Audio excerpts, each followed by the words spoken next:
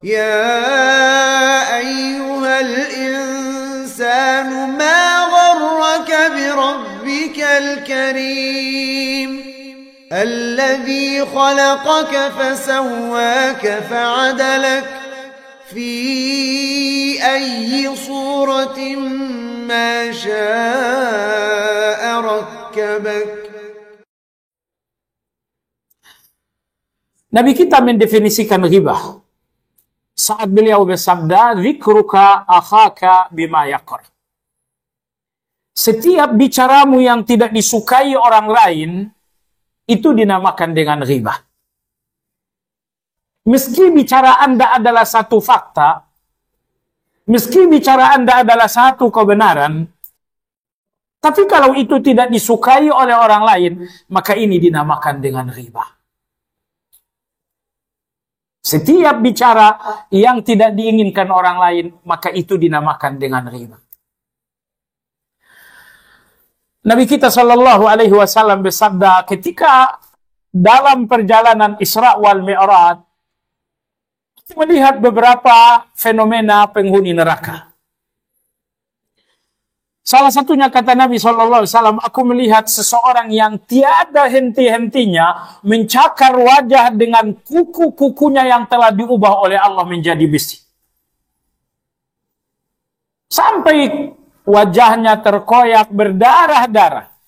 Lalu Nabi kita bertanya, siapa ini? Lalu kemudian beliau diberikan jawaban, ini adalah orang yang mengoyak-ngoyak kehormatan orang lain melalui ghibah. Inilah orang-orang yang mengoyak-ngoyak kehormatan orang lain, orang yang mengoyak-ngoyak kemuliaan orang lain dengan cara ghibah. Nah, sampai di sini jamaah sekalian, ambil kesimpulan penting.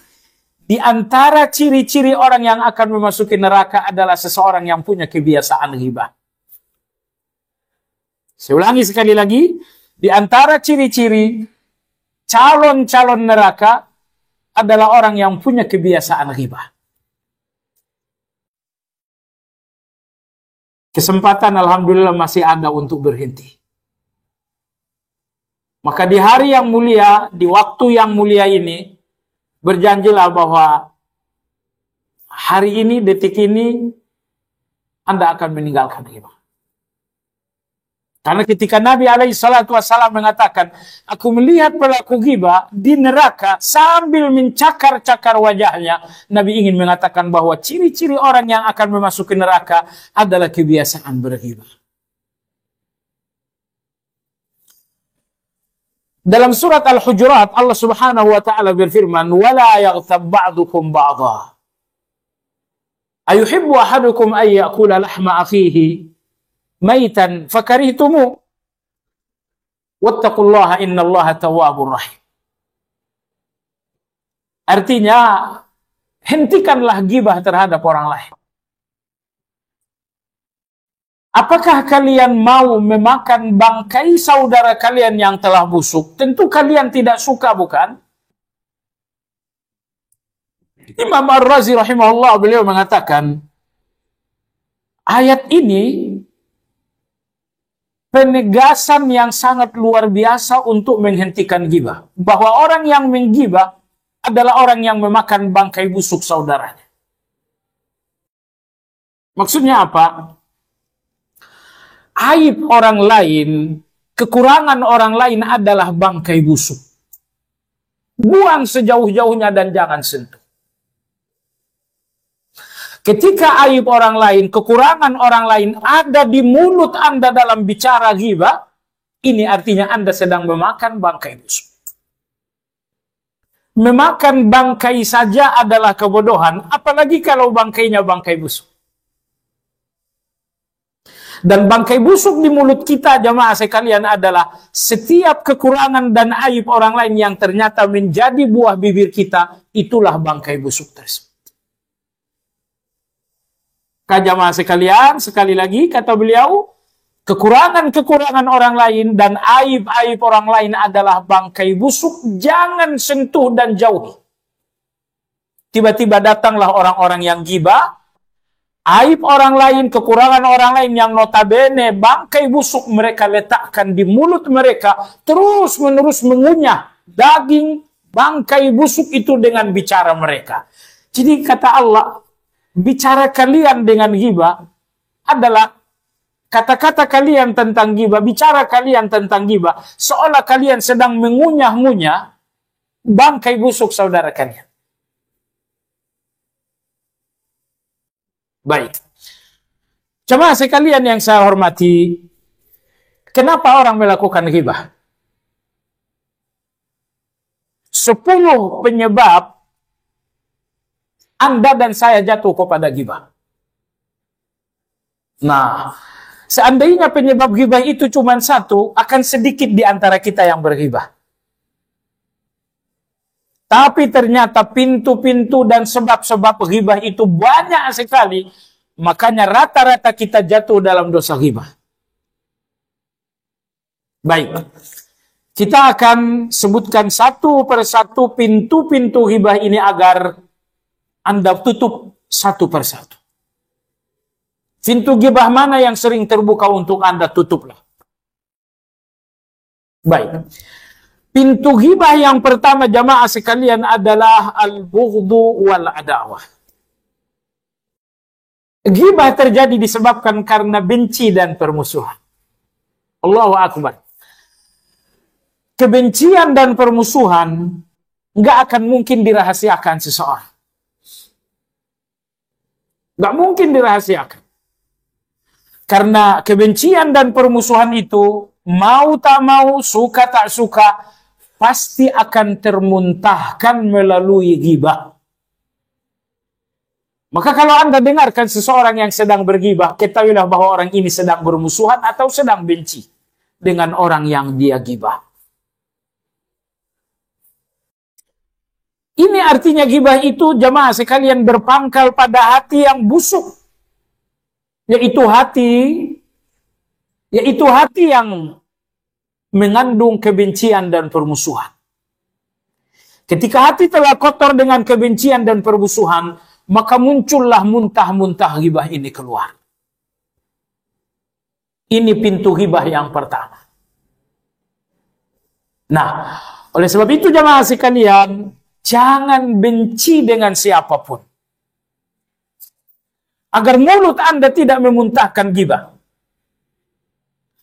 Dan yang lebih berbahaya dengan kebencian Anda dan permusuhan Anda, puasa Anda dan amal-amal Anda tidak diterima oleh Allah Azza wa Jalla. Capek Anda beramal, bertilawah, sedekah dan lain-lain. Anda berpuasa, Anda bertarawih, tapi semuanya tidak diterima oleh Allah. Karena antara Anda dengan seseorang, ada kebencian yang belum Anda selesaikan dengan maaf-memaafkan. Dalam hadis diriwayatkan oleh Imam Muslim, kita sallallahu alaihi wasallam bersabda, "Tuftahu abwabul jannati kulla yawmal itsnaini wal khamis." Setiap hari Kamis dan hari Senin pintu surga dibuka oleh Allah Azza wa Jalla. Fayaghfiru likulli rajulin la yusyriku billah. Bersamaan dengan pintu surga dibuka, maka Allah pun membagi-bagikan ampunan. Tapi yang tidak dapat ampunan pertama adalah orang yang masih belum melepaskan syirik. Yang kedua, illa rajulan bainahu wa baina akhihi syahna.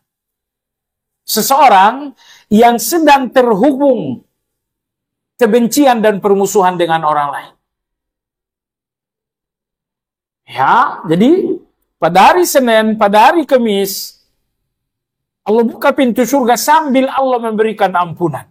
Orang pertama yang tak mendapatkan ampunan adalah orang yang masih belum melepaskan diri dari syirik. Nomor dua orang yang masih dalam situasi bermusuhan. Kemudian Allah Subhanahu wa taala berfirman, "Anziru hatta yastaliha." Tunda ampunan untuknya dan tunda amal-amalnya diterima sampai keduanya benar-benar berdamai. Ini coba lihat jemaah sekalian, bahwa yang paling dirugikan dengan kebencian Anda dengan orang lain bukan orang lain. Tapi yang paling dirugikan dengan kebencian Anda dan korban utama dalam kebencian Anda adalah Anda sendiri. Senin Allah buka ampunan, Anda tidak termasuk yang mendapatkan ampunan. Hari Kamis Allah membuka ampunan, memberikan ampunan, dan Anda tidak termasuk orang yang diampuni oleh Allah. Disebabkan Allah lihat dalam hati Anda ada kebencian terhadap orang lain. Oleh sebab itu jamaah sekalian, sekarang juga pecahkan ketakaburan dalam diri Anda. Hancurkan rasa benar diri Anda dan rendahkan hati Anda untuk minta maaf kepada orang lain. Usahakan menyelesaikan segala persoalan. Baik, ini penyebab ghibah yang pertama. Disebabkan karena kebencian, maka seseorang melakukan ghibah. Penyebab ghibah yang kedua jemaah sekalian adalah muwafaqatul aqran. Untuk menyepakati kawan-kawan berbicara. Aslinya Anda nggak suka dengan ghibah. Tapi tiba-tiba Anda hadir dalam satu pembicaraan dengan kawan-kawan. Ternyata kawan-kawan ini berghibah, si fulan berghibah, si fulan berghibah. Dan akhirnya Anda pun pasti tidak akan bisa menahan diri.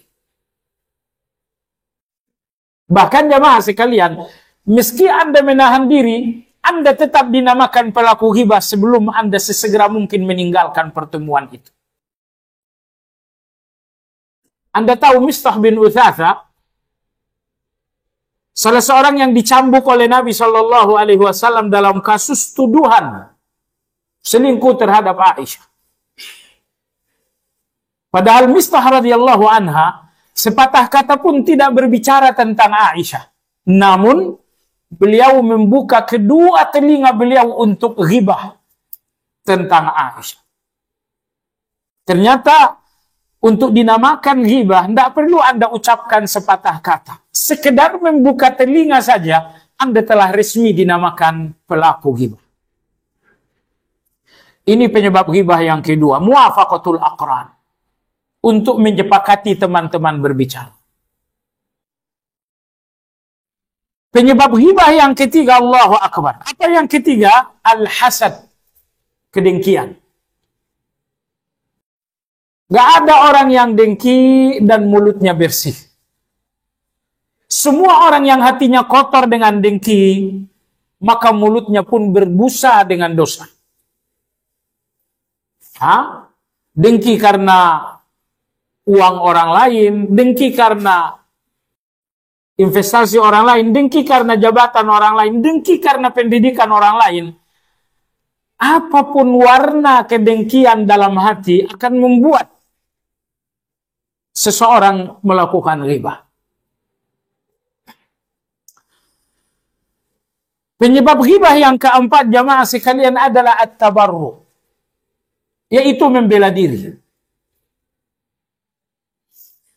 Terkadang kita melakukan satu kejahatan, satu kesalahan, dan kita membela diri dengan ghibah. Salah satu contoh, seseorang yang tertangkap melakukan pencurian. Lalu Anda interogasi, Anda katakan kamu mencuri. Ini faktanya kamu mencuri. Lalu tersangka biasanya akan mengatakan bukan cuma saya yang mencuri. Ada fulan, ada fulan, ada fulan. Muncullah sejumlah nama-nama lain. Sebetulnya tersangka ini hanya ingin membela atau meringankan tuduhan terhadap dirinya. Tapi dia nggak bisa meringankan tuduhan dosa itu kecuali dengan melakukan ghibah terhadap orang lain. Hati-hati jemaah sekalian. Di situasi Anda atau di situasi seseorang dituduh melakukan dosa, hati-hati. Kalau memang Anda telah tertuduh dengan satu dosa, diamlah dengan orang lain. Akui dosa itu, dan Anda nggak perlu menyebut sejumlah nama-nama untuk meringankan tuduhan terhadap diri sendiri.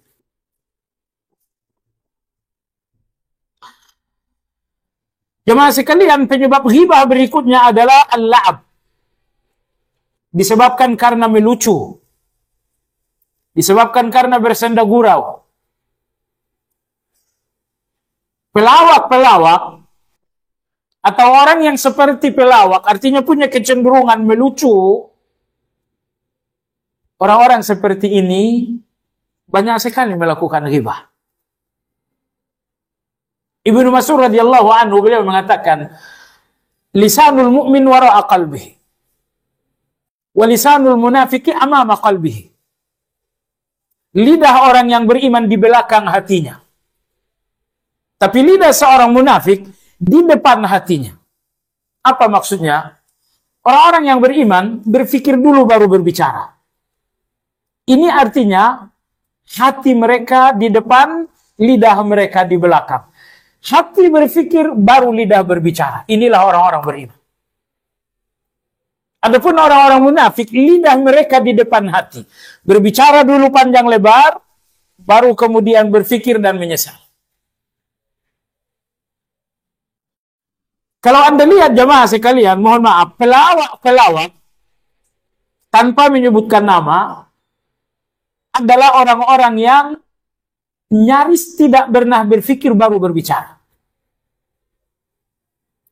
Makanya begitu kawannya ngomong A, spontan ngomong B. Tidak berpikir terlebih dahulu. Waliyahzubillah, ini kata Ibnu Mas'ud salah satu ciri-ciri orang munafik. Orang-orang yang menempatkan lidahnya di depan pikiran. Karena orang-orang beriman menempatkan pikiran di depan lidah. Jadi, kecenderungan seseorang bercanda, ini pun seringkali menjadi penyebab ghibah. Dalam agama kita bercanda adalah sunnah, tapi tidak berlebihan. Karena orang-orang yang tidak mau bercanda, biasanya orang-orang yang takabur. Orang-orang yang jaim, biasanya susah sekali untuk bercanda. Maka di antara sunnah Nabi SAW adalah bercanda tapi dalam batas yang kecil. Dalam batas yang sempit dan tidak berlebih. Baik. Penyebab ghibah berikutnya jamaah sekalian as-sukhriyah. Karena merendahkan orang lain. Begitu Anda memandang orang lain rendah, pasti Anda melakukan ghibah.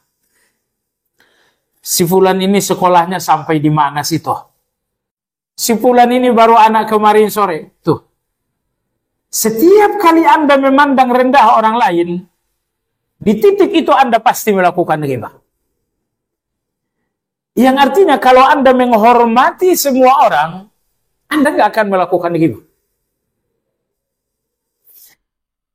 Jamaah sekalian, yang sangat ajaib lagi jamaah sekalian, adalah penyebab ghibah yang berikutnya. Kata Imam Ghazali rahimahullah, ada 3 pintu ghibah yang paling ajaib. Karena 3 pintu ghibah ajaib yang 3 ini, aslinya adalah kebaikan. Aslinya adalah kebaikan, tapi ternyata menjadi pintu ghibah. Apa itu? Yang pertama adalah ujub. Yang pertama adalah ujub. Jadi, pintu ghibah yang paling ajaib ada 3, dan 3-tiganya pada aslinya adalah kebaikan, tapi kemudian berakhir menjadi ghibah. Yang pertama adalah ujub. Contoh.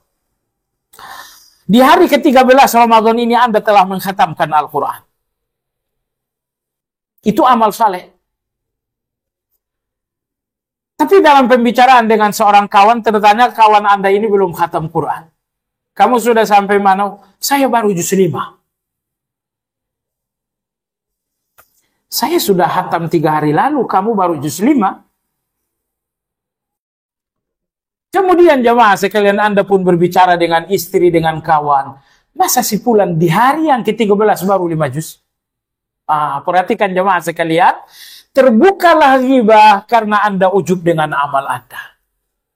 Sekiranya Anda tidak ujub dengan amal Anda tak mungkin ghibah orang ini. Maka hati-hati.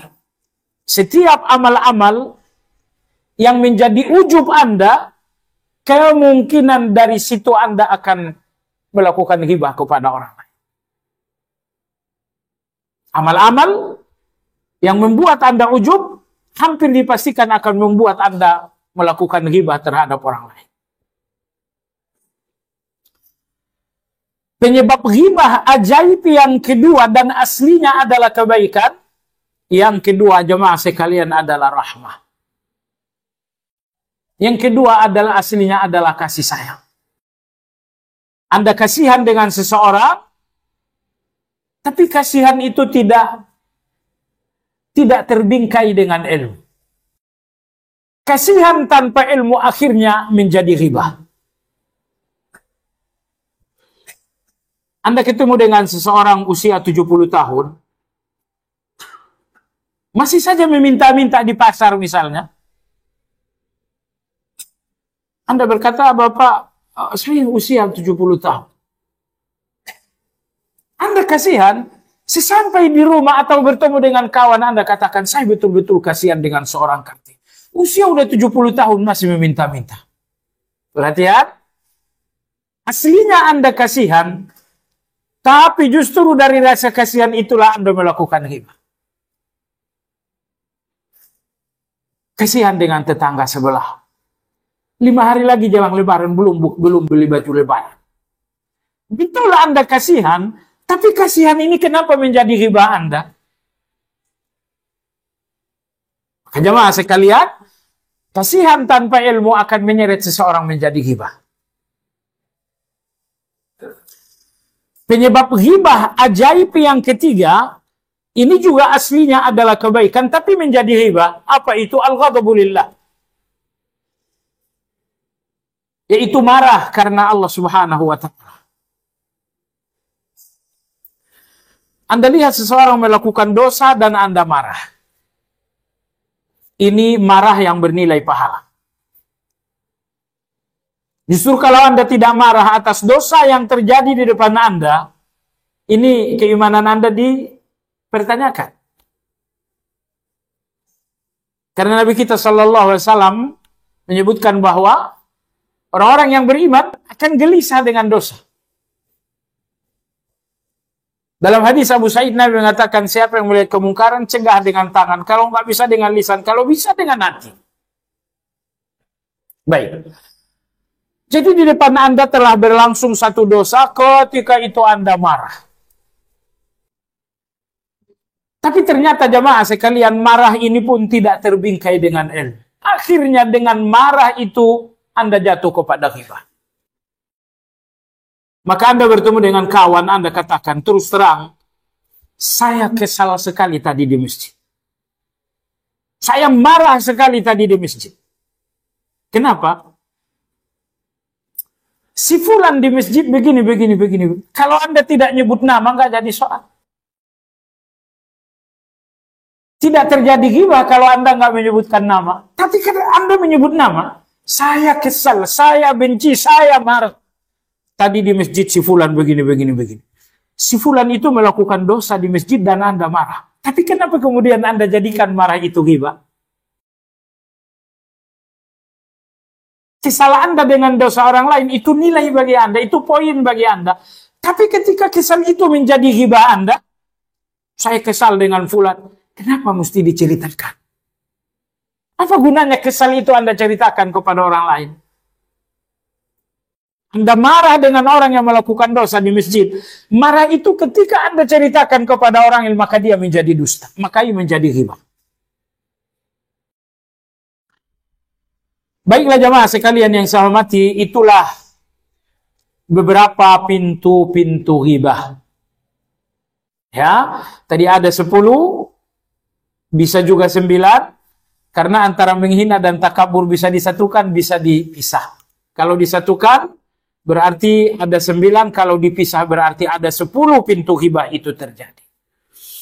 Jemaah sekalian, setelah Anda melihat pintu-pintu ghibah yang berjumlah 9 ini, tutuplah satu persatu. Sepanjang Anda tidak menutup pintu-pintu ghibah ini, maka Anda akan jatuh. Subhanallahil azim. Sebagian kita jatuh kepada ghibah melalui 5 pintu. Tapi sebagian kita alhamdulillah jatuh kepada ghibah hanya melalui 1 pintu saja. Maka melalui kajian ini jamaah sekalian, 9 pintu ghibah segera mungkin ditutup. Karena tadi kita sampaikan, di antara ciri-ciri calon neraka adalah ghibah. Apabila Anda telah terlanjur melakukan ghibah, apa yang mesti Anda lakukan? Pertama, istighfar kepada Allah. Yang kedua, kalau ghibah Anda telah sampai kepada yang bersangkutan, maka tidak ada ampunan untuk Anda sebelum Anda minta maaf. Tapi kalau ghibah Anda tidak sampai kepada yang bersangkutan, maka Anda nggak perlu minta maaf dan Anda hanya perlu memujinya seperti Anda mencelanya. Ini kafarah ghibah. Ini penghapus ghibah. Pertama, istighfar kepada Allah. Nomor 2, kalau ghibah ini telah sampai kepada bersangkutan, maka Allah nggak akan mengampuni Anda sebelum minta maaf. Tapi kalau ghibah ini belum sampai kepada yang bersangkutan, maka tugas Anda adalah memujinya sebagaimana Anda menggibahnya. Sebagaimana maksudnya apa? Anda menggibah fulan di satu majelis, datangi majelis itu dan pujilah ia. Anda menggibah fulan melalui satu radio, maka pujilah fulan melalui radio yang sah. Tidak bisa Anda menggibah seseorang di depan satu jamaah, tiba-tiba Anda memujinya hanya di depan 2 orang. Tidak. Ghibah Anda nggak terhapus dengan pujian, karena Anda memujinya tidak seperti Anda menggibahnya. Berat sekali. Maka Nabi bersabda, wala taqul kalaman ta'zuru anhu ghadan. Hindari kata-kata yang sulit bagi Anda untuk minta maaf. Jemaah sekalian yang saya hormati, ghibah ini meski dosa besar, tapi dalam kondisi tertentu ditoleransi dan dimaafkan. Pertama, ghibah dimaafkan dalam rangka tazallum. Orang yang sedang dizalimi, maka dia boleh membicarakan kejahatan orang lain. Anda dizalimi, saya dizalimi, agama membenarkan Anda membicarakan kejahatan orang ini. Saya dijahati fulan begini-begini. Itu ghibah. Ghibah orang yang dizalimi dalam agama kita dimaafkan. La yuhibbullahu al-jahra bis-su' minal qawli illa man zulim. Allah tidak suka kejahatan orang lain dibongkar kecuali orang yang sedang dizalimi. Kalau Anda sedang dizalimi seseorang, agama membenarkan Anda untuk menggibah orang tersebut. Saya dizalimi fulan, saya dijahati fulan, saya difitnah fulan. Anda boleh melakukan ghibah kalau Anda orang yang dizalimi.